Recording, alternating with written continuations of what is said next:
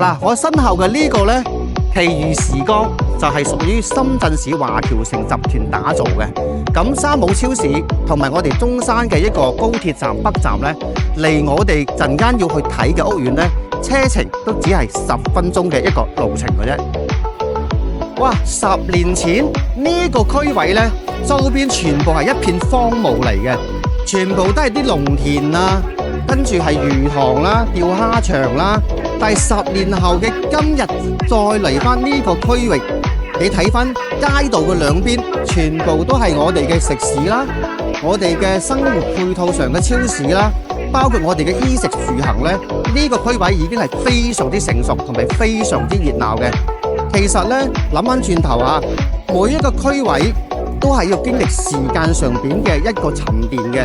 你要經歷咗可能5年甚至10年之後，佢就會越嚟越成熟，配套上邊呢就會越嚟越完善嘅。入則寧靜，出則繁華。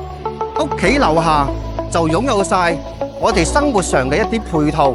咁一陣間呢，帶大家去睇嘅呢個屋苑呢，就喺我哋後面嘅呢個地方，單價都僅僅只係7字頭，平到你唔信啊！簡直就係執漏啊！所以一陣間我哋會去到現場一探究竟。嗱，而家呢，我哋就嚟到咗屋苑入面啦。嗱，你睇翻成個小區係非常之開闊嘅。咁樓同樓之間嘅樓間距呢，你會發覺個距離啊係非常之大，係足夠闊落嘅。而且小區入邊佢亦都做到呢一步一景嘅，成個空間感俾到我哋未來喺呢度生活，可以喺度散下步，可以喺度咧遛下狗，係非常非常之咧舒適嘅。哇！酒店式嘅入戶大堂，而家個價格7000幾蚊嘅單價，抵到爛啦！哇！116方能夠做到4房2個廁所，不得了啊！最關鍵就係現在單價都只係7字頭啫，7字頭啊，咩概念啊？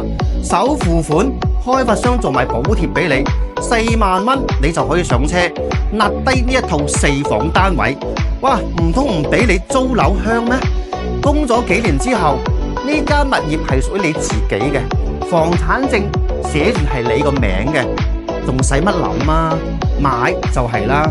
但係呢，有啲朋友仲唔滿足喎，仲喺度問緊喎。喂，仲有乜得平啲㗎，文仔？